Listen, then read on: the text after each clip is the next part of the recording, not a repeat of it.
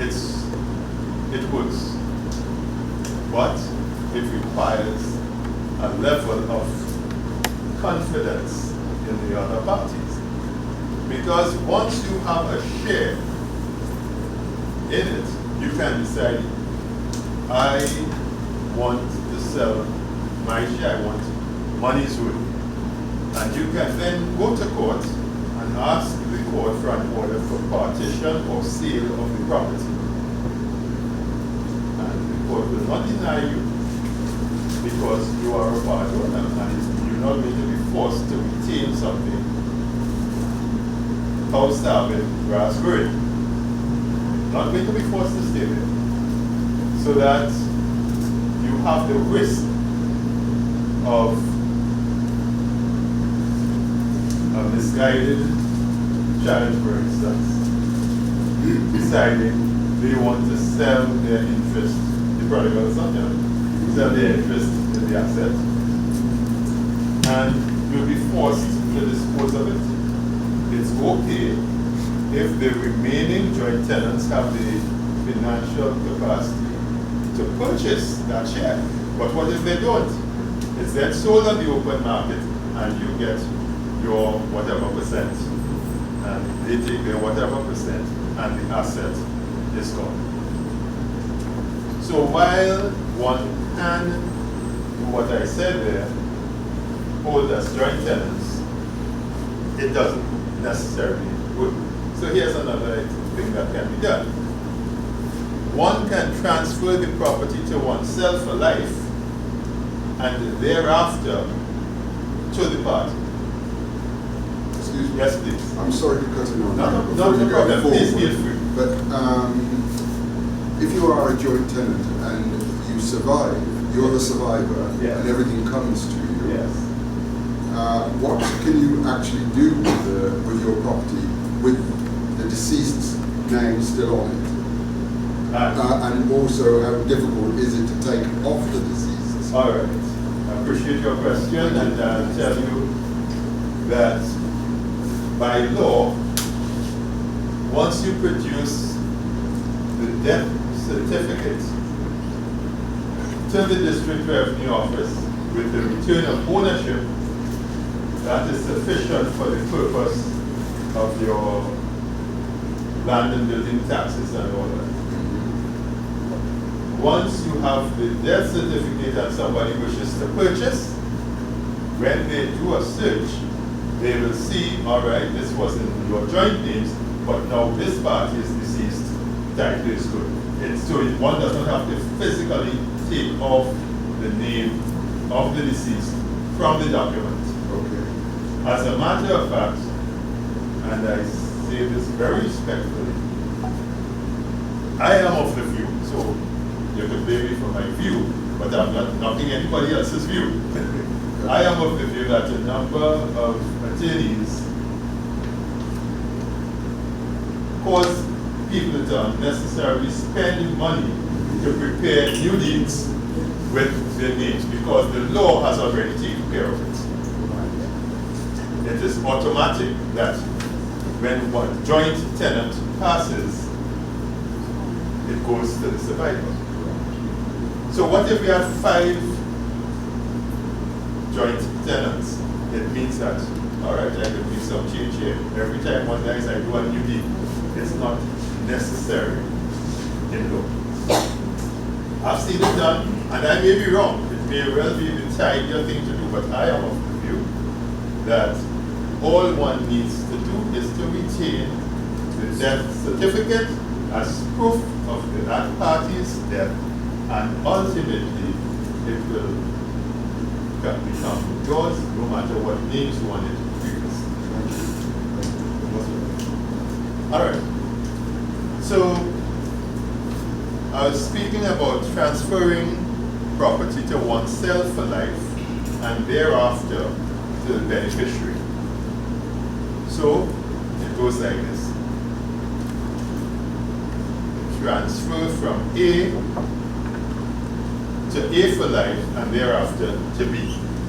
It means that for as long as A is alive, A is indeed the sole owner of the property. and B only becomes owner when A dies. What is the challenge with that? Certainly, if I'm a bank and you come to me for a loan because you want to repair your roof, I'll tell you, walk with me. Because if perchance you were to pass on, B would now be the owner, and B has no obligation to me, the bank. I am lending you A the money.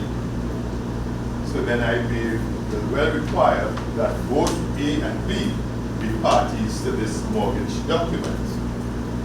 But assuming the property is paid for and you're comfortable and there's no likelihood of your needing to use that property for any purpose other than to live in, then certainly you can live in that property and you can use that property as you will, and on your passing, and only then would be become the owner. That way, even if you were to lose capacity at any point in time, it does not change the fact that it will ultimately go to me. As we know, we can't guarantee tomorrow. So nobody knows who's going first. Nobody knows what attitude will develop within among the beneficiaries and so on. But we have to take a chance. Ultimately, we have to take a chance. And we trust that if, in the case of children, if they've been trained, you've observed them over the years, they're not going to drift very far from what you see while you bring them up. So you can pretty much take that chance. So we have the joint tenancy situation. We have the situation where you retain the property for life and thereafter it goes to the beneficiaries. Ultimately, it is all about providing the simplest means of succession. The simplest means for things to go from the patient to the beneficiary at the ultimate point of death. So let's look a little further at some of the mechanisms that can be used. We all get acquainted with credit unions, and we know that when a person has assets in a credit union, shareholdings, all that a nominee, named beneficiary, is entitled to is $5,000 on the passing of the member. So even though you may be named nominee, you get only $5,000 even if that person has over $1 million.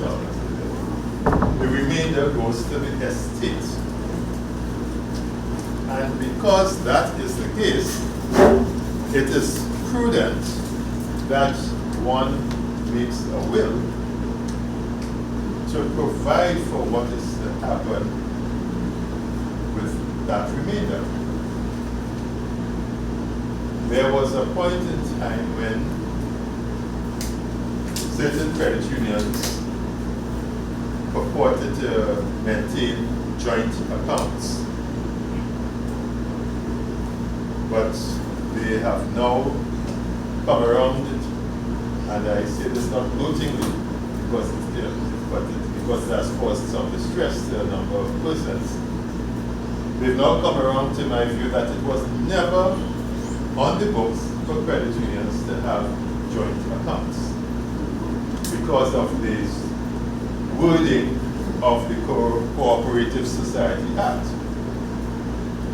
Last year I saw one of the bigger credit unions send out notification to membership that they no longer maintain joint accounts and that parties who had joint accounts will now have to adjust their accounts. The sad thing about that is that now that they've come around to this view, some injustice is being done to one of the parties. So I'll give you an anecdote of one such injustice. Under the law, if one does not make a will, on passing, their estate would go to their next of kin. So A and B are joint holders ostensibly of this account with this credit union, because they said, all right, we can have a joint account. A dies, and this new position is now adopted. And they say, well, no, you would not be able to get this money. You have to apply for letters of administration, seeing that the joint holder did not leave a will. Problem. B is in no way related to A. Worse than that, B has been the one who had been contributing to the account, primarily. So A is now deceased. B is now told we no longer recognize joint accounts. And the next of kin is the one who will be entitled to this account. And the fact that you were the joint holder, and the fact that you claim that you were the one making the contributions because you were the younger person with the job, there's nothing we can do for you. Well, I don't know if it's going to see its day in court or not, because it depends on whether the B in this instance thinks it's worth it, given the amount involved. But I just want to throw that out for you in terms of the maintenance of joint accounts. Yes, please. If a person who has Alzheimer's is produced into changing a will without their permission. Changing a will, their will without their permission. All right.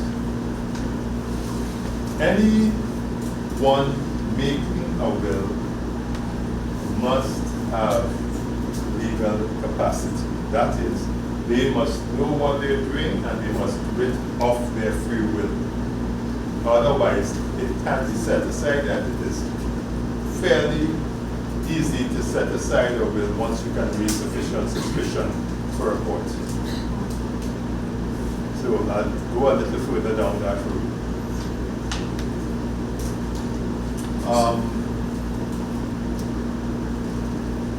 When one is making a will, or any legal document for that matter, it is best practice for an attorney who has any suspicion, slightest suspicion that that person may not be quite clear as to what they're doing. It is prudent that, and not just a will, deeds as well, that that attorney ensures that they get medical certificates in support of the action that they're about to take. I'll tell you from experience. I remember there was this gentleman who decided that he wanted to bless his caregiver with a certain property. Immediately, red flags go up. You're not related, this person is caring for you, you don't know if what they're saying to you, what influence they may have over you. Hence, in that particular situation, and because I was concerned about the physical situation with the gentleman, because at some point he had a stroke. When he told me that he wanted to do this thing, I intimated to the person who was with him that before I can do any such thing, I'll need to have medical certificates indicating, and I asked for one from his general practitioner and one from the surgeon who had attended to him, indicating his capacity and to the extent that they could say that these were his instructions verified on the report form. Did that. Years after, in typical Trinbagonian style, his son appears at my office, fresh off the plane from Canada, and intimates to me, somebody needs to make a jail here today. At which point I produced the certificates from the GP and the certificate from the surgeon who had done the movements. And at that point, once again, typical Philly style, we going down like March. You see, and it's understandable that relatives will be concerned. They want to give this property to whomsoever. They only cared for you while I'm your blood. And this is why it is always prudence that, so don't feel badly if your attorney says, I need to get a medical certificate confirming the capacity of a person. Don't feel badly about it. They're protecting you, the patient, and themselves. So that one cannot very well go about making deeds and wills for people who are clearly challenged without the benefit of the support of medical evidence. Medical reports saying that they are indeed competent to do what they're purporting to do. All right, so yes, please. So you're saying that, so without the medical certificate, does it also mean that the person with dementia or Alzheimer's can act as irrationally or as confused as they want in this eyes of the law? Well, what happens is that then it can be challenged before the court more readily. That, listen, on the 1st of November, when mommy claimed to have done this, when it was purported to have done this, she wasn't competent. As a matter of fact, she was under the care of Dr. So-and-so since the year before. And you challenge the document, and the court can set aside the will or the deed as the case may be.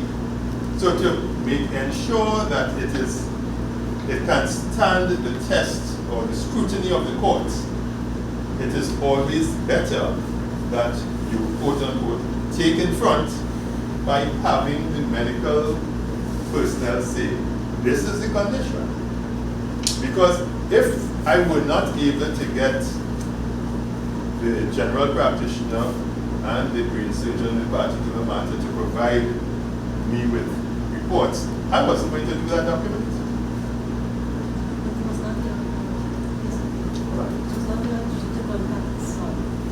Pardon me? It was not in your... My duty to contact the son? No, I don't even have to know that the other son. If you come to me and you tell me you want to give something to this gentleman here, who am I to be presumptuous enough to tell you, well, you have children? That's, no. You're an adult and you do what you want to do. I did, but so that it may well be he doesn't want his son to know. And who am I to go and breach his confidence to tell the son that he's doing X, Y, or Z? What I need to be sure of is that what he's doing is what he really wishes to do, and that he has the competence to do it. But his son has no right to know that. Nobody has had any right. This non-medical certificate can be obtained by a family member without the knowledge of the person, and if they are deemed impaired. Yeah, all right. So there's no involvement of the person. In order for a doctor to say that somebody is impaired, the doctor has to interview that person. So that when you get a report, just last week I received one on my desk saying in essence that on X date, this person was brought to my offices, they exhibited such and such behavior. I did such and such tests with them, and in terms of their cognition, they were able to tell their name, but they weren't able to remember what day it was. They were not able to remember X, Y, Z, so on. And then they give the whole list of things, tests that they did in the circumstances.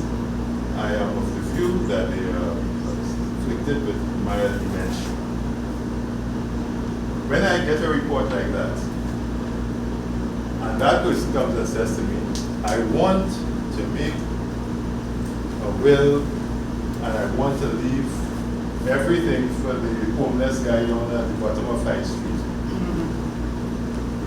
If I were to do that, I'd be both irresponsible and need checking myself. Determine my capacity.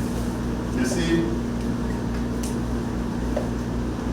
the purpose of having medical reports is to ensure that what is being done is indeed the will of the person regarding whom the report is issued. Yes, please. I was just about to ask or to add that the medical practitioner who's making that decision or who's making that assessment of the patient's impairment must be so qualified in order to make such a judgment. Oh, indeed. Right, because if you have a general practitioner, Yes. they can't be making an assessment as if they were a psychiatrist. Not at all. And this is why. Yes, please. Ladies and gentlemen, I wish to make my little contribution in this situation. I am going through the same thing because of my wife's condition. And I was requested to have a medical report from the regular practitioner that she was seeing, which was, she's seeing one from day to day. Well, every 3 months I do this family. But a special request was made that a specialist doctor, because of her mental capacity, be the one that is going to, as a matter of request to. So what the little gentleman is saying is quite correct. All right, the reason for the general practitioner is that the general practitioner is the one with whom the person has been having regular visits. Right. So that person can say, look, I've observed over a period of X years that this patient has degenerated in that at X point they could have done such and such, Y point so and so. And as a result, I have referred them to. So there's continuity.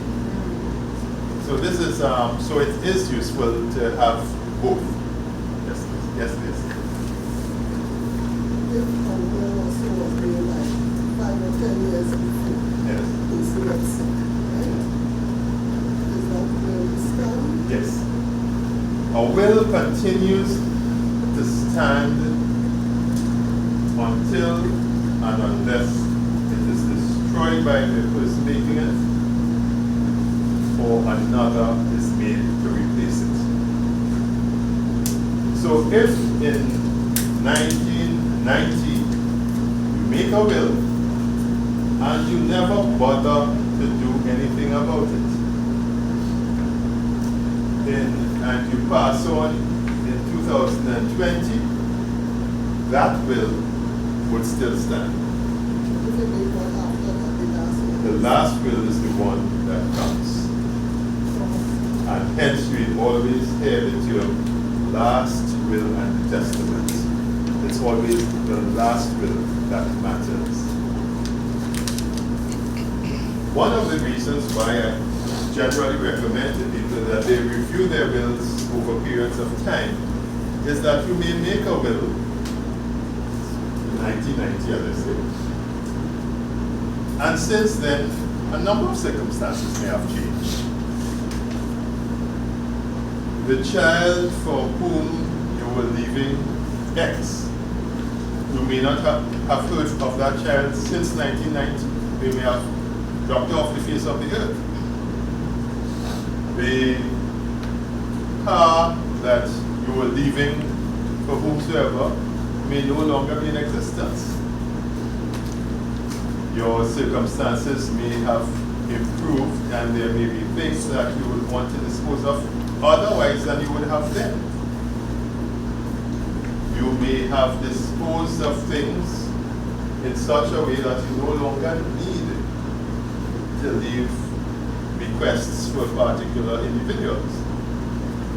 Hence, it is prudent to update your will every time there's a material change in circumstances, either with respect to the beneficiaries or with respect to your assets, or even with respect to your own health, your own circumstances. I was speaking of the credit union situation, and I want to just shift now to unit trust.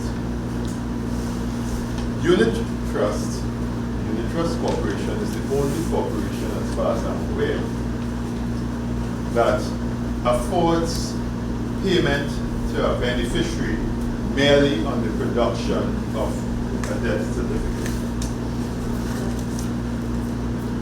So if you are named as beneficiary to an account at Unit Trust and the party, the holder of the account, passes, all you have to do is to walk with your ID and with the death certificate, and once you establish to the UTC that you are indeed the named beneficiary, that check is prepared directly to you, and you do not have to go through applying for a grant of probate of a will or letters of administration to the estate of the person. Yes, please. Mr. Black, Yeah. many times there are expensive probating and liquidated probating on it. That's correct. How does one go about minimizing that? All right. Well, one of the methods that I mentioned is unit trust. Another is joint ownership, as I spoke about joint tenancy, where it will automatically go to the survivor.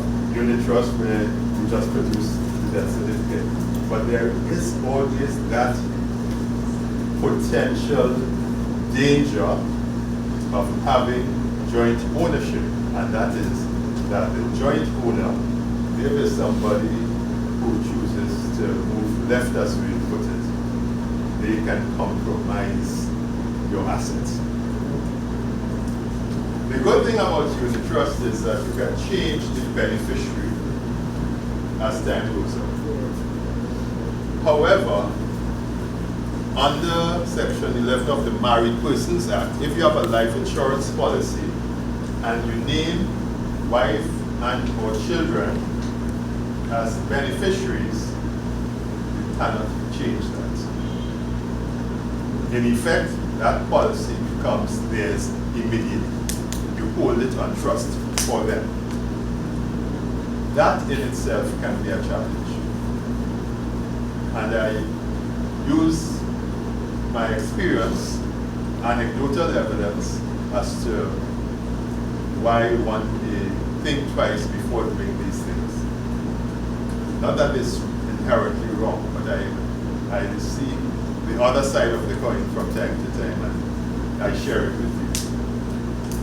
So can I change my estate to that name?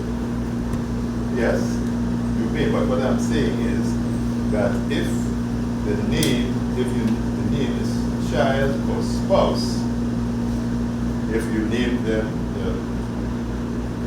immediately that policy is no longer yours. It's effectively theirs. And hence, this anecdote. There was this situation in which Even when you are still alive? yeah. Under Section 11 of the Married Persons Act, a trust is created for the beneficiaries if you name the spouse or children as the benefactors of policy, life policy of insurance on your life. There was this situation in which a child was named as beneficiary to the insurance policy. It had a surrender value. There was need to do repairs to the house. But because the child was beneficiary, it was effectively the child's policy. In order to access any such money, we had to go to the court and persuade the court that this money was for the benefit of the child. But how could we?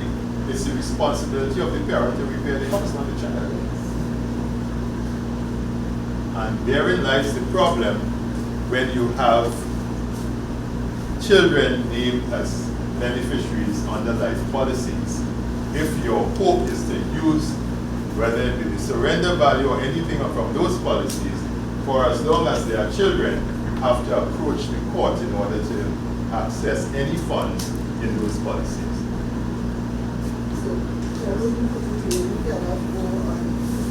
No. You merely paying on the policy, but it's for the benefit of the beneficiaries. And if it's a child, the court being, once they're an adult, fine, the child can sign off on that, you know. But I'm talking about minors now. Oh, that applies to minors. Yes, I do apologize, I should have made that clear. Yes. So once you have a minor as beneficiary, but in any event, if it's an adult child, then that's no longer yours anyway. That child can decide to know you're not getting it. I am with you. I am going to spend this money how I see fit. It's not yours. So all you are doing is paying one premium whatever is on the policy. Indeed, that's the case. So the safest thing to do is, okay, she got it done with so much in it, right? The safest thing to do is to get your own account and don't put any more money, you just pick them up. Oh yes, you are free to do that. You can let the policy lapse. But this is for Life insurance as well. No. For insurance. Life insurance, Okay, life a policy on the life, on your life, for the benefit of spouse or children, Okay. becomes the policy of the spouse or children. Life insurance it no longer exists. With unit trust, and named beneficiary can always be changed. But I'm talking about life insurance. I share these things because unhappily, it appears that some insurance agents fail to communicate this information to parties. And once the premium is running, they come with trouble. You see, so it is my responsibility to make it clear. Yes, please. A life insurance policy becomes payable on the death of the policy holder. Yes. Right. And if there's a surrender value, Yes. if there's no beneficiary, then the policy holder could surrender Yes. and get whatever Yes. at that point in time. Yes. But really, actually, a life policy is not for you And because that's it. it becomes payable when you die. Typically, yes. But you see many people take out life policies and because it's for estate, they can use the surrender value while they're alive. But it's not so if you have the, not beneficiaries, spouse or children specifically named as beneficiaries. So if you have a beneficiary as a sibling, Yes. that That does should not apply. cause a problem. That, no, it does not cause a problem. It is specifically a provision under the Married Persons Act that specifies that this trust is created if you name spouse or children as the benefactors of a policy on your life. Yes, please. Now, hypothetical, but what if that person is not, okay, you have one person as a beneficiary to the life insurance, Yes. but the person is not yet your wife. You know, so you're like in a common law situation, but will become your wife in time. through common law? How does that dynamic? It must be at the time of the creation of the contract of insurance that that person was spouse. It isn't something that operates retroactively. Okay. Yes, please. When the child gets married Yes. and beneficiary, you have this child as a beneficiary to an insurance policy. The child gets married. What's the It situation? doesn't change anything. Right. The child continues to be the beneficiary to that insurance policy. Okay. And if something happens, you should do Yeah. your child, the wife, what is the All situation right. with the spouse? If the beneficiary of the trust dies before the maturity of the contract. In other words, the person who took out the policy is still alive, and the beneficiary of the trust, the child, has died. I guess you want to know if this husband is going to get the proceeds. The thing is, that policy would not have yet matured, and hence there is no longer someone to receive the benefit. So in that situation, the trust has been effectively brought to an end. So it goes back to the person. Yes. Right. Yes.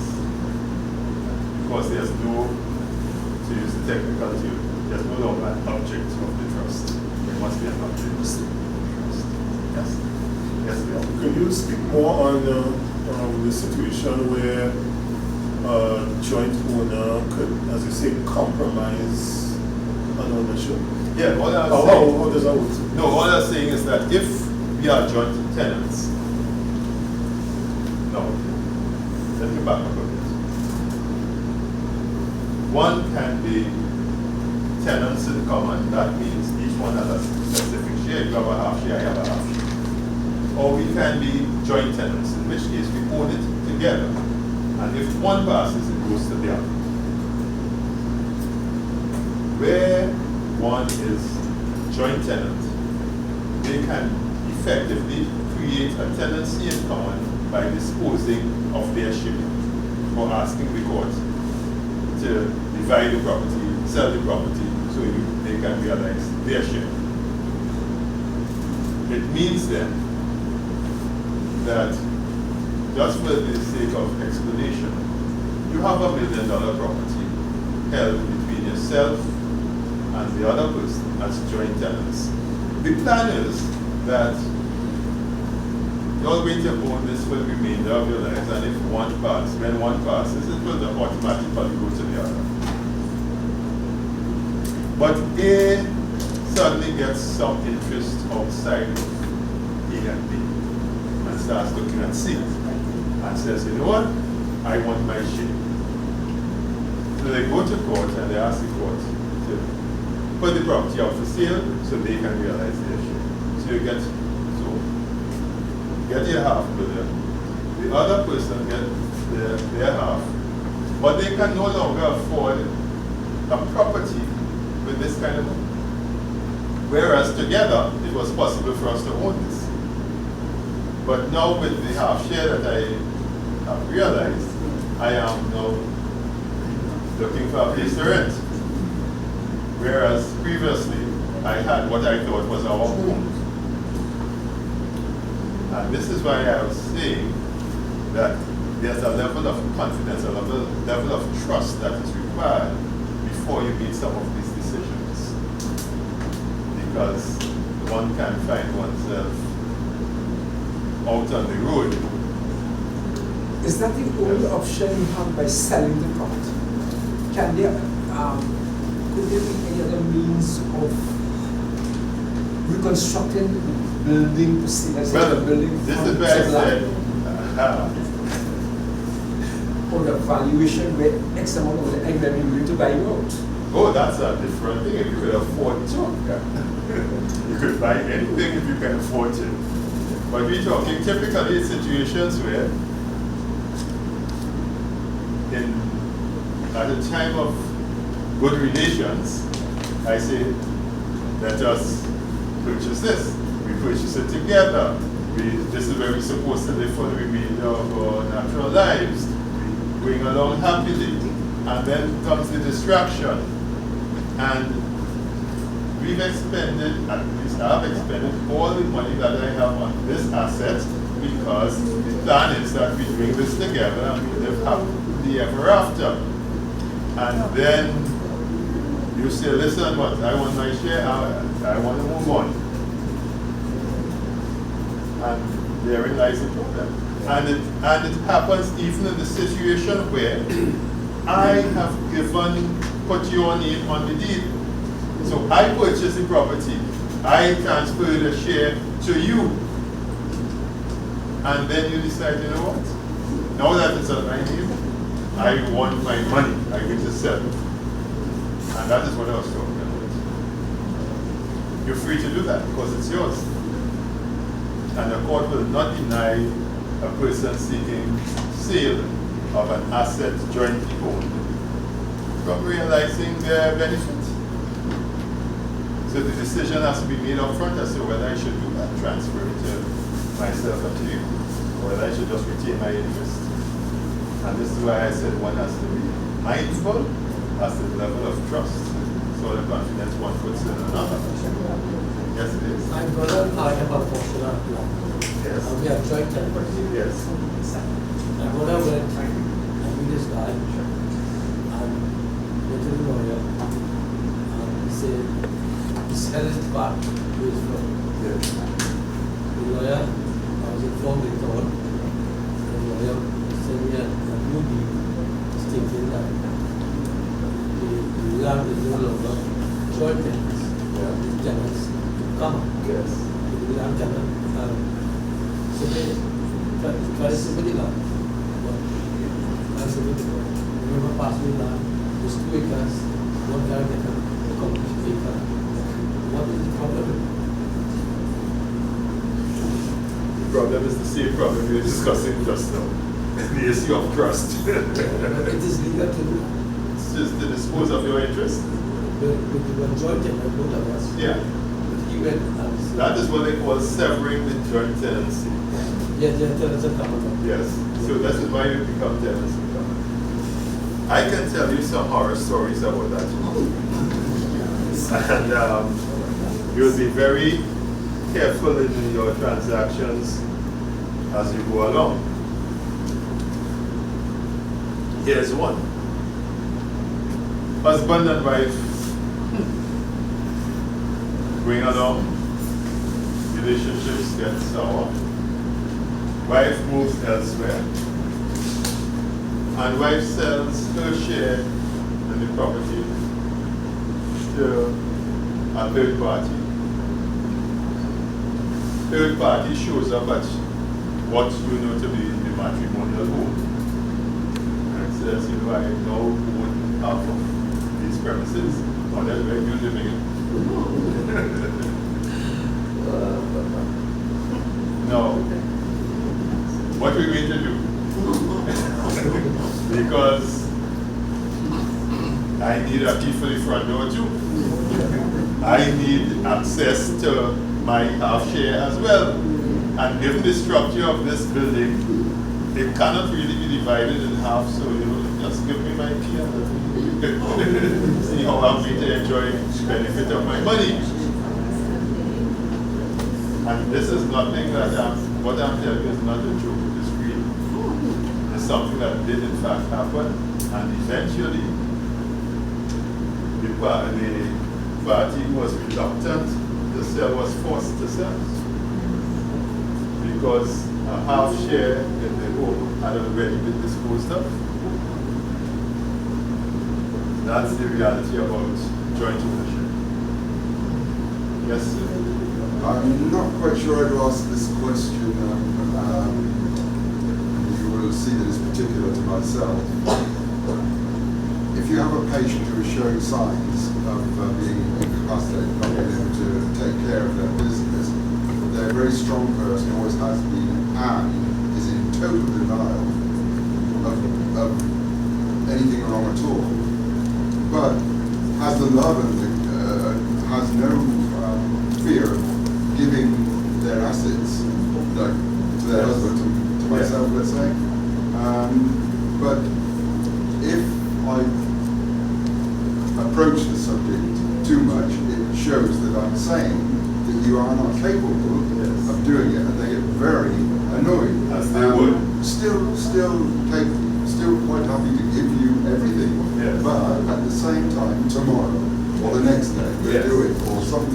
By then, because the sign's already there, by then, it may be almost too late. If you know what I mean. Is there any sort of answer to that? Yes, there is.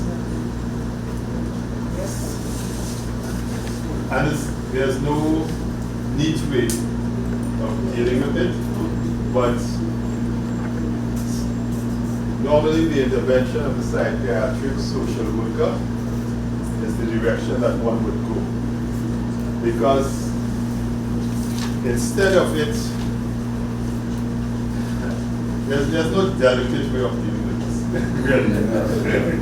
But if you were to seek the intervention of the psychiatric social worker in the district, they can make a visit, they can form an opinion regarding what the interaction that they've had, and can make a recommendation for the admission of the person as a patient for the purpose of assessment, and can even make an application to the courts to have a committee appointed.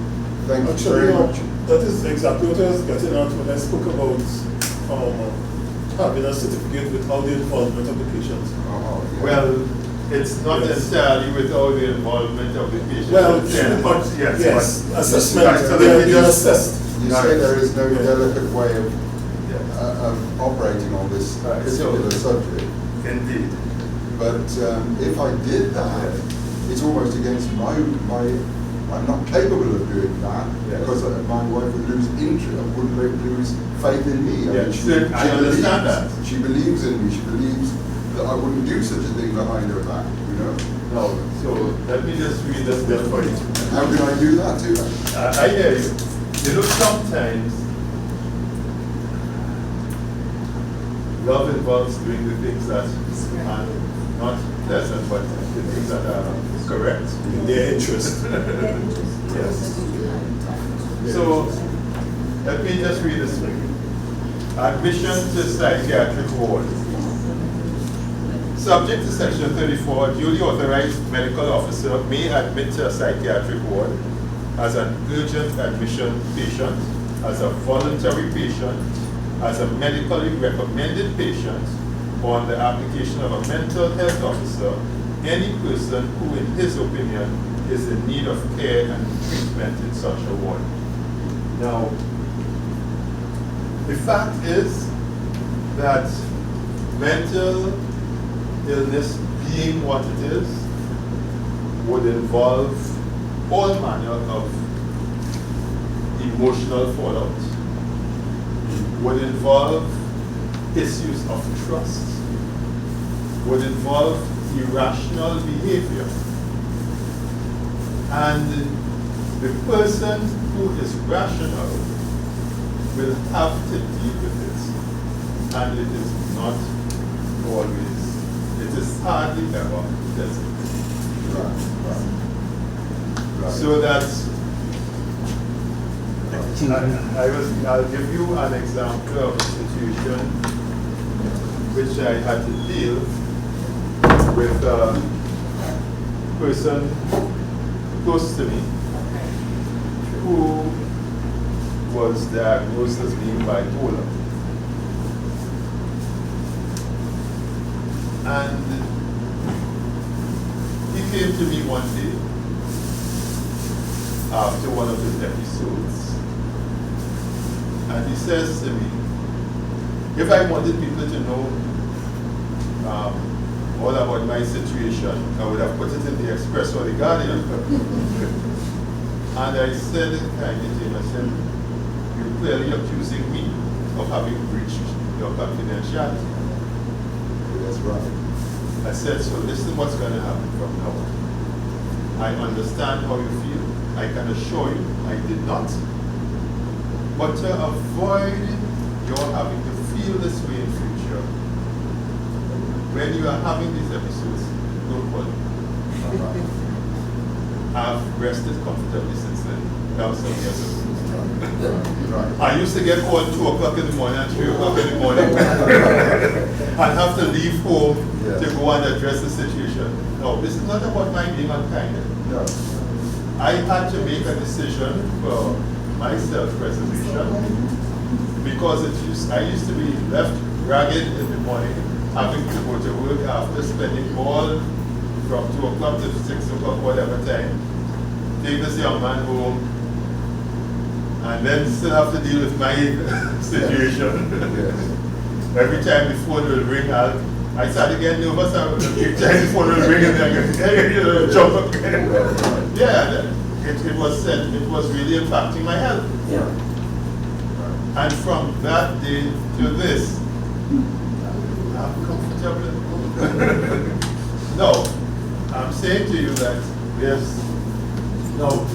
that was, if at best, a moral obligation on my part because of his relationship to me. I could have ignored him, but I love him. Yes. But love also required the next step. Right. You know, when you're on an airplane and the pressure in the fuselage drops, they tell you first apply it. Just blast to your nostrils before you attend to anybody else. Just bear that in mind. There's an analogy inside. Yes, thank you very much. Yes. Yes. Okay, coming back to the joint matter. Yes. Now, you give her a story where, okay, marriage disintegrated. Yes. One party sold their share, and you had to deal with that stranger, that other Yes. party, that third party. Yeah. You had to end up dealing with that third party. Yes. Now, bring it back to situations where you have a patient. Yes. Now, what if a patient surreptitiously goes about, well, say the person is not a patient yet, patient or not patient, not being treated or treated, Yeah. but the person has Alzheimer's or dementia or something, and surreptitiously goes and favors some other family member, stranger, where you find yourself ended up in the same situation with a third party who happens to be some interloper. Yes. What do you have to say about One situation can like get that? a deed set aside or will set aside if one can establish that the person at the time of executing the document lacked legal competence. Okay. So that is what you, if you have, that person has a history of, or during that period of time was known to be under the attention of a particular medical practitioner for this condition, they can say that their cognitive skills had fallen apart, that they were suffering from whatever condition.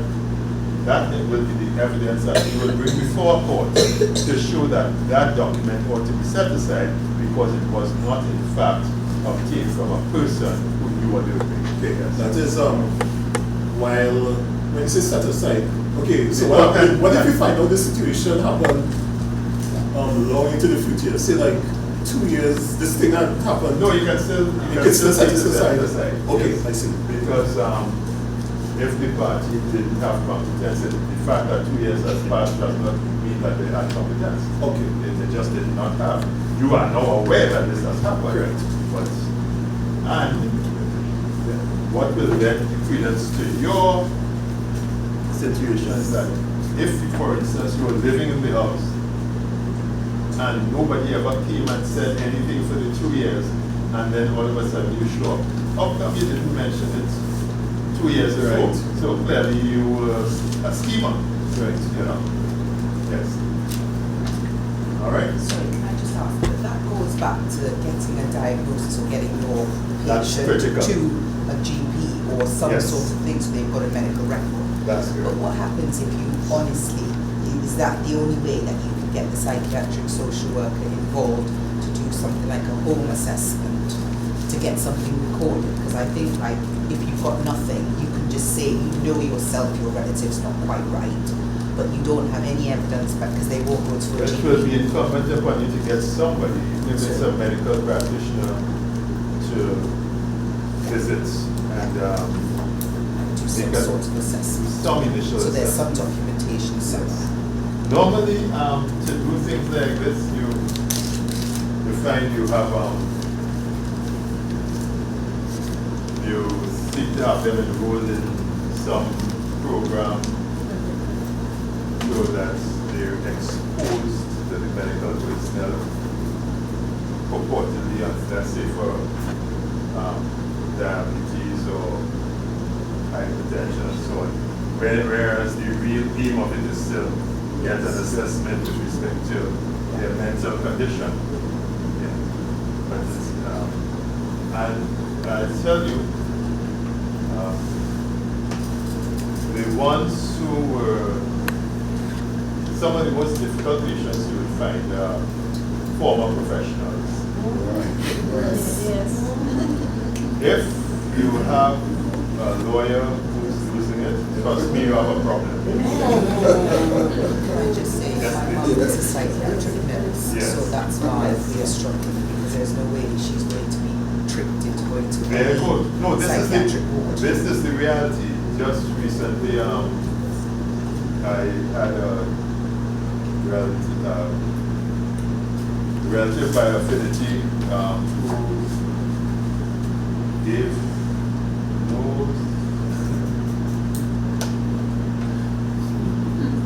end of trouble. No, I will have. Don't take it out of context, please, what I'm about to say. His death brought great relief. Because this was somebody who knew the legal system, was persuaded that nothing was wrong with him, and hence was prepared to spend money on fighting an untenable situation, but in his mind it was terrible.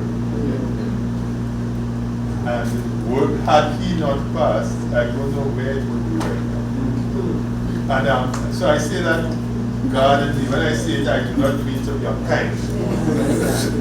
I'm just dealing with you with the reality that God provided a solution that man could not provide. You know, because it was quite a challenge. No, so here's a little joke that I had that I shared with my family last week.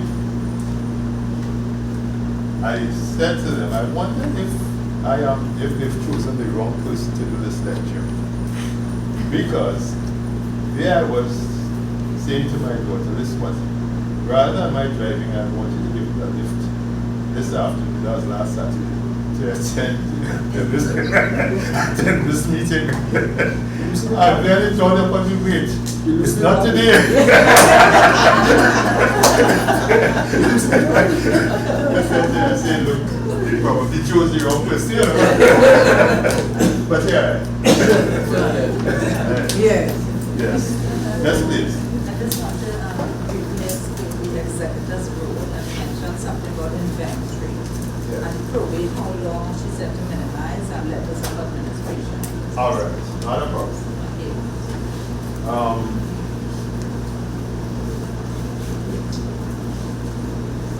Probate speaks to the process that is used to transfer an estate from a deceased person to the beneficiaries when there's a will. Probate speaks to will. When there is no will, we speak letters of administration. The process is typically the same, save that on the one hand, you have the testator, the person making the will, having said in the will what should happen. Where there is no will, the law dictates what should happen. Under the Distribution of Estates Act, it provides that in the event of the death of a testator, death of the deceased, testator speaks only to a will there. In the event of the death of the deceased, the assets of the deceased is to be divided as follows.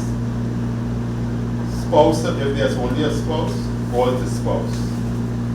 If there's spouse and children, half the spouse, half the children. No spouse, no children, parents. No parents, no spouse, no children, no parents, siblings. In each instance, it goes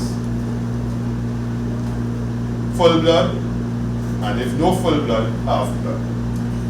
After siblings, you go to nieces and nephews, and it stops there, and it goes to the state if there's nobody to inherit.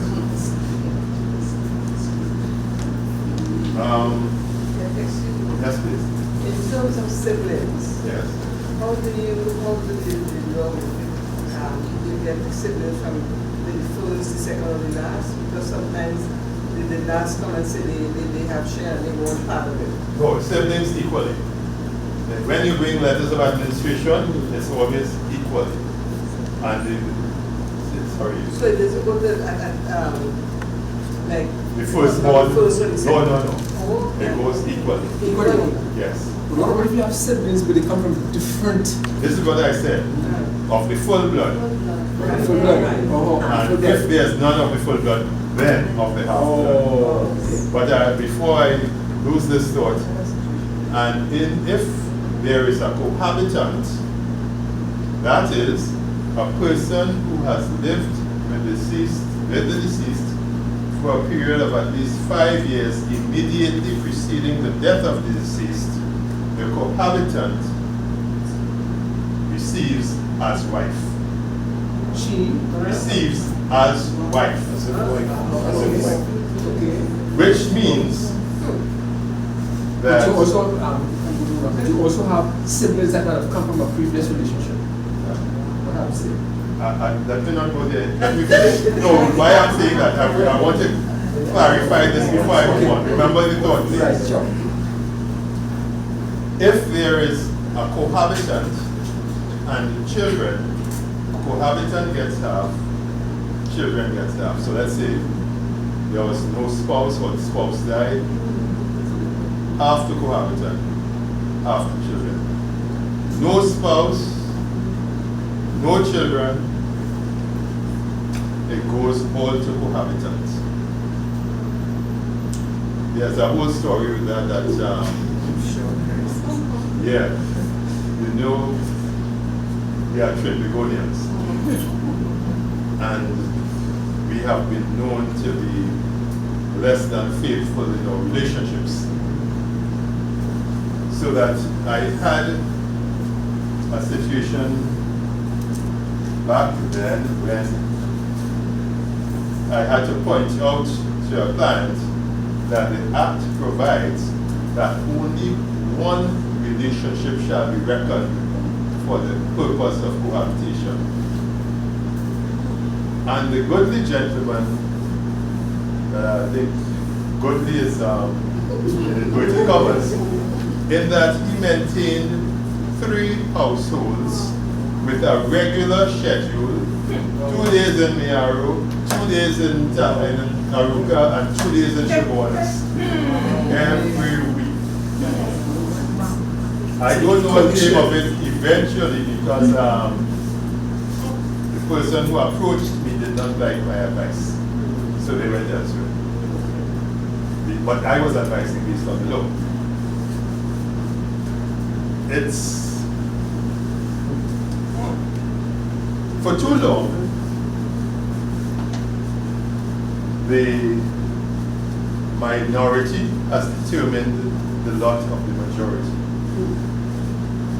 I am of the view and continue have been all the while that if two, I'll say it as we say it on the street. If two people who big and have sense, two hardback people, decide to get into a relationship, and we've known all the years that there's this institution of marriage, and we choose not to participate, why should our parliamentarians say 4 things? You did not know better, so we'll provide for you. I have a problem with that on this basis. Here's the scenario. I get married, have my children, everybody's growing up nicely in matrimonial. Let's say wife passes on. I head to Arima and I pick up a young thing. So as these days the favorite seems to be a Spanish. Whatever that means. So it's Spanish, not just Venice, because I'm from Santo Domingo, Colombia, anyway, that doesn't mean. So I set up in Arima and I lived happily for 5 years with this person and I dropped down and dead. And this person shows up at the door of my children and said, you know, half of this house is mine. Never saw the person before. This person never put a penny for a block. They know nothing about how things came there. But because they were cohabitants, they now have rights. I have a problem with that. But we continue to be complainers who do nothing. So I just throw it out to you. When the time comes and you have the heirs of the right people who can change the laws, who will change the laws, you may want to discuss it with them. Yes, sir. All that you spoke of just now dealt with letters of administration. Yes. Things can be specified, otherwise, probate. Yes, no, will. You can specify. But unhappily, the careless people that we are, many times you just leave things be. Oh, and there are still those who believe that if they make a will, they'll die. Newsflash, we will die in any event. So it's amazing. We still harbor these concepts. We make a will lawyer. Yeah. So, if you make a will, you will die. What's the science in that exactly? Yes, I have a question. For someone who is lucid, or they've already decided what they bring with their assets. Yes. They've already put things. Yes. Is a power of attorney we spoke about earlier, how valid is that in that situation, because there will be possible half-blood next of kin in this situation? Once a person puts things in place, that is by making a deed, or depending on the circumstances, having a will done, those things will stand. The danger with a will is that you can change your will every Monday morning. And if there's a challenge to your capacity, you may find yourself making another will when you lack capacity and cause confusion. But if you do a deed from now, saying it is to go this way, that way, the other way, that will continue to stand because it was done while you were lucid. And very sorry to be so abrupt, but I just realized what happened. I have a 4 o'clock appointment elsewhere. Yes, please. One other part of it. If, yes, everything has been put in place, but the next of kin, but from half blood, as we say. Yes. Does that next of kin, which might be a prodigal son, have the authority on passing of the patient to claim or put papers to claim anything that has already been put into place? No. Would they need a power of attorney as well to just say that I am the executor or No. whoever? A power of attorney passes with the person who passes, so that will be of non-effect. If there's a will, you you produce your will and you send it for probate, and if somebody else claims to have a later will or wishes to challenge the will, we lodge a caveat saying do nothing until the court hears this issue. But on the face of it, nobody can then change what has already been done. All right? I'm very sorry to have to end so abruptly. I did not realize what time it was.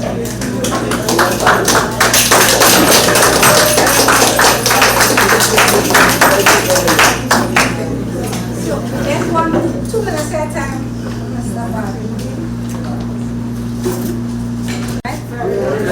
I say thank you. Could you come up again? Sure. What's that in there? Would I like to have him again? Yes. Everyone. Just a little tour to say thank you. It's not much, but I appreciate what you have done, and I am sure everybody's moving here more knowledge. And I know if you come back, you know there will be a wealth of information to give again. Thank you so much. Thank you so much. I say thanks to all for your attention, and truth be told, I enjoy doing these things because the pain and anguish that is caused when you see people who did not know come before you seeking solutions when it's too late. I prefer to do this than to treat with that pain and anguish then. Have you got any contact details? Actually, I didn't work with anything simply because I try not to use this as a medium to push this about getting information out there, but I'm sure Ms. McCall will be able to help you. Thanks again.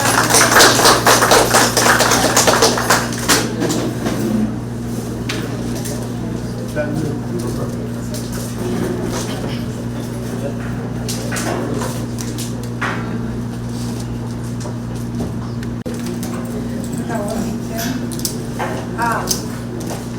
Everybody have to leave right now. I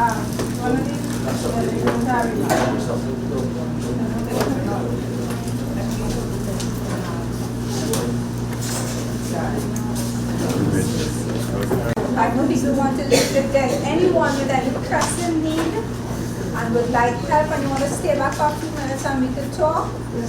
But you know it's time. We know people are coming from around. Thank you so much, Brenda. Yes. Thank you for coming. We will surprise you one of these days. We coming. Thanks very much. And thank you to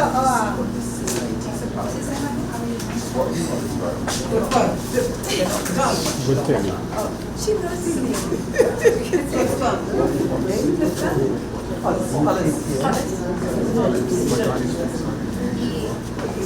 Thank you. She registered.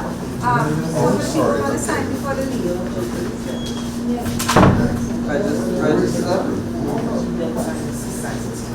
And as I said, if there's anybody with any pressing matter, and then dealing with concern and Alzheimer, how to care, we can do it after. You can stay back and we can do it after. I don't want to hold back anybody. I know some people have their church service and all that to attend. So, Debbie, could you close for processing prep, please? Father, the Son, and the Holy Spirit. Father, we thank you for our fruitful years, and I pray that God, that as we prepare to leave the God at home, that you will guide and protect us and take us home safe. And we pray for those who are dealing with loved ones who have the disease, I pray that you give them that love and that care and that kindness and that patience to take care of them and you strengthen all the caregivers there, God. We thank you again for the lawyer who is here. We pray that bless him and keep him. Bless each and every one, each home that represent here today, and take us home safely. In Jesus' name we pray with thanksgiving. Amen. Just a reminder, our next meeting day will be 24th of August. Now usually our meeting day is last Saturday of the month, but last Saturday will be the holiday, which is in Clifton. So we put it to the 4th.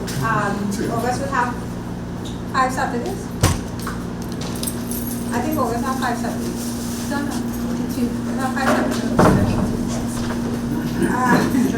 So we are doing it on the 4th Saturday, which will be the 24th. I say on second to last Saturday. Yeah. Right, so it's 5 Saturdays, right? So please remember, we will call and remind us, and as you said, let Donna know if you all want to be on the WhatsApp chat. It is so much easier to get in touch instead of having to be calling everybody. You know, you just send out messages, which is so easy. And also we share information on the WhatsApp. So just let her know that you want to be a part of it, and you will get your names in the WhatsApp. Right? We'd also like to thank Mr. Clifton here for coming this afternoon and videotaping the session. Thank you very much. We look forward to seeing you here every month. You see that on YouTube? And then remember again, we have t-shirts on sale. We have the kitty donated to the kitty. We have the polo and the polo is 75. This is 100. I don't think I'm going to right. I know it's already All right. So you're adding this list for those who want to read. So everybody's time to register, right?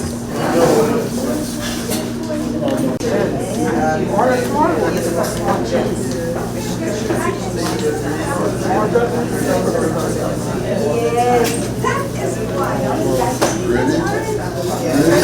No, I wanted to speak with you. Sorry? That's right.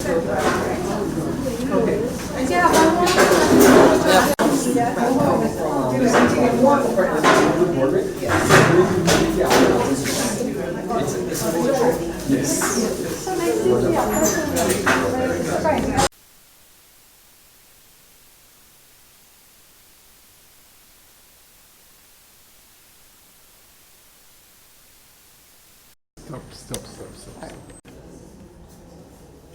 Hi, good afternoon. I'm Audrey Karim from the South Support Group of the Alzheimer Association of Trinidad and Tobago. Today is our monthly meeting, which is held every last Saturday of the month.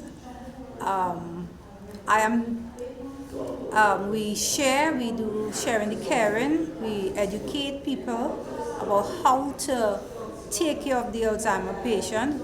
We also educate the carers in caring for themselves, letting them know that they must take time off because of this, how strenuous the disease, how much it takes from them. So we educate them about taking care of themselves and also the patient. Also, we go into the homes and we do home lectures, especially where there's problems with denial, where families do not accept what is happening. We go into the homes and we do those, we have a talk with them, trying to encourage them in being a support, because Alzheimer's is a very difficult disease to deal with when you're dealing with someone who had all their knowledge and now has lost it. And we do our best in South and in Trinidad to share as much knowledge as we can. So far there has not been a cure for the disease, but they're still doing research, but there are medications that can slow down the progression of the disease. So I invite each and every one, not only those caring for Alzheimer patients. You might have a neighbor, friend, or maybe somewhere along the line you can be a blessing to someone. Come and attend these meetings. The meetings are held here at the Lady of Perpetual Help in San Fernando on the Promenade every last Saturday of the month from 2 to 4 p.m. We bring in lectures to come in. Today we had a lawyer who explained how to deal with financial problem when you have people with dementia. So come in and be a part of this. Come and learn, and then you can go out even and share with others. Thank you. Do you meet in the church or in the hall? In the hall.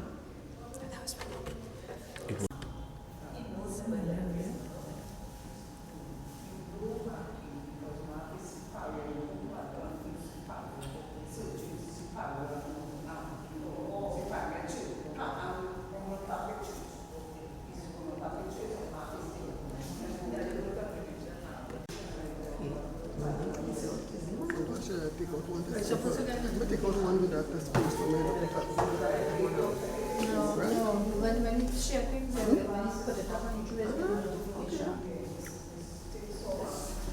You could send this to Christy Audrey. We have to get Mr. Barty to come in when now? I'll be maybe. What do we have for next month? I'll be next year. Next year, you know, for next year. month. June holding.